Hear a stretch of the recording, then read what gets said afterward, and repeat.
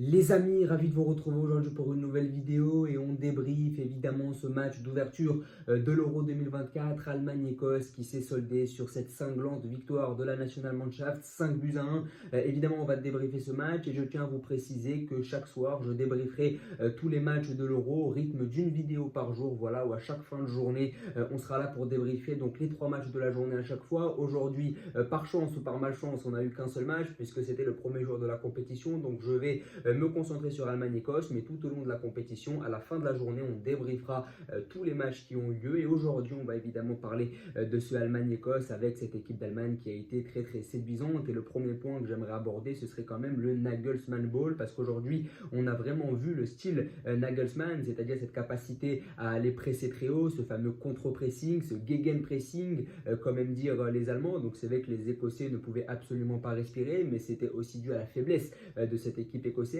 qui s'est présentée dans un 5-3-2 un peu frileux. J'ai pas vraiment aimé cette équipe écossaise. Alors on savait qu'ils n'allaient pas adopter ou jouer dans un jeu protagoniste, on savait que c'était pas le style de la maison, on savait qu'ils allaient davantage compter sur leur capacité dans les duels et dans leur charge physique évidemment, mais j'ai été un peu déçu par cette équipe d'Écosse qui a été un peu frileuse. Après ça peut s'expliquer par le fait que tu joues à l'extérieur contre une équipe qui évidemment est à domicile, qui est meilleure que toi sur le plan technique, mais au vu de l'ambiance mise par les supporters écossais, je m'attendais à ce que les joueurs soient beaucoup plus galvanisés que ça, et au contraire je les ai trouvés un peu apathiques. Donc c'est vrai que si je devais parler de l'Écosse, je dirais que l'adversité aujourd'hui qu'a eu l'Allemagne face à elle était beaucoup trop faible pour pouvoir juger et tirer des conclusions hâtives évidemment. Donc ce 5-3-2 un peu frileux, un peu apathique, j'ai pas aimé et j'ai pas retrouvé cette force de caractère inhérente aux Écossais. Donc c'était un peu mon point sur l'Écosse. Et puis sur la première mi-temps notamment, j'ai noté énormément de dégagement du gardien écossais Gunn. Donc j'ai trouvé quand même un peu de nervosité aussi,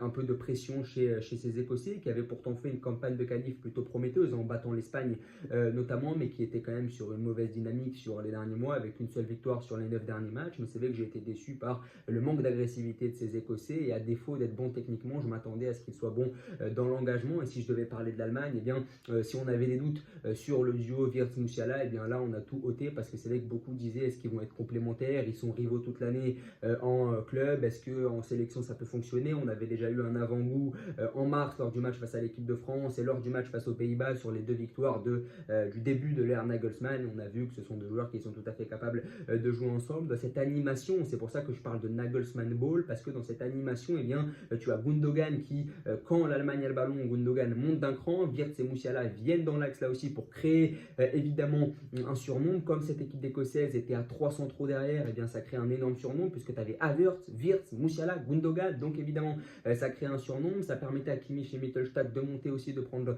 les espaces. Kroos qui, façon Real Madrid, venait chercher côté gauche de la défense allemande pour créer évidemment le jeu, avec Andrich en première mi-temps, puis Gross, puis Chan à ses côtés pour faire un peu le sale boulot, le boulot du nettoyeur entre guillemets. Donc j'ai beaucoup aimé ce Nagelsmann Ball qui arrive parfaitement pour le moment offensivement à animer cette équipe allemande. Maintenant défensivement, il faudra attendre une adversité beaucoup plus forte pour juger, mais j'ai l'impression que Rudiger est à, hormis cette petite bévue de fin de match qui est due à un manque de réussite, et c'était la seule option de l'Écosse.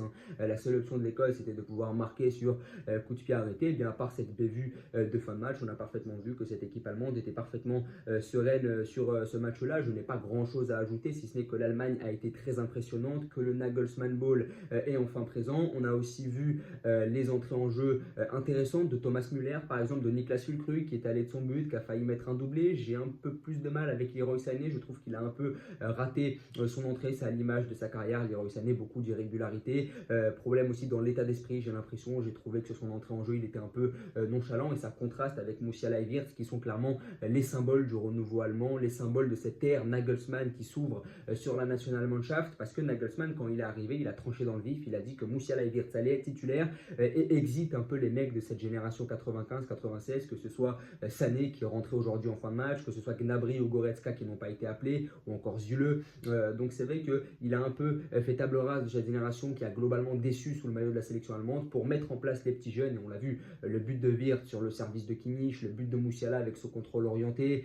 On a clairement vu qu'aujourd'hui le talent était de mise côté allemand. Même la remise d'Havertz sur le but de Musiala, on a vu clairement que ça combinait. Et moi, plus que les buts de Wirtz et Musiala, parce qu'on sait que ces joueurs-là ont des qualités impressionnantes, on n'est pas étonné de ces buts-là, c'est plus la solidarité et le collectif allemand qui m'a impressionné. Parce que Havertz, sur le but de Musiala, eh bien, il prend le temps de contrôler, de se retourner, de servir Jamal Musiala.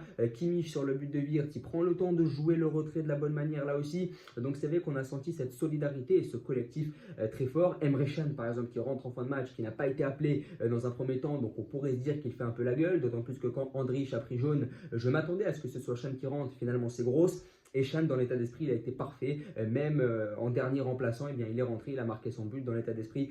Il a été très présent. Donc j'aime beaucoup pour le point 1 ce Nagelsmann Ball. Voilà, cette animation avec Wirtz et Musiala qui viennent dans l'axe, Gundogan qui monte d'un cran, Kroos qui vient appeler un peu plus bas pour créer le jeu, Havertz qui vient décrocher, créant un surnombre. Donc j'aime beaucoup cette animation qui est très bien réfléchie. En phase défensive, il faudra attendre d'avoir une adversité beaucoup plus forte. Le deuxième point, c'est le duo du renouveau allemand, comme j'en avais fait une vidéo il y a quelques mois, Wirtz et Musiala qui sont parfaitement complémentaires, ils peuvent également permuter. Mes petites mentions spéciales à Musiala qui a été absolument énorme ce soir. Et puis le troisième point que je listerai, ce serait que l'Écosse est beaucoup trop faible pour espérer mieux pour le moment dans cette compétition, et j'ai du mal à penser que cette équipe puisse aller plus loin parce qu'aujourd'hui on a vu que c'était très limité et sur leur seule qualité qu'ils auraient pu exploiter, c'est-à-dire l'état d'esprit, ils n'ont même pas été présents. Donc on ne peut pas vraiment juger cette performance de l'Allemagne sans juger cette équipe d'Écosse qui était plutôt faible, mais offensivement c'est très prometteur, d'autant plus que tu as quand même Müller, Sané, Füllkrug, Führich, Undav sur le banc.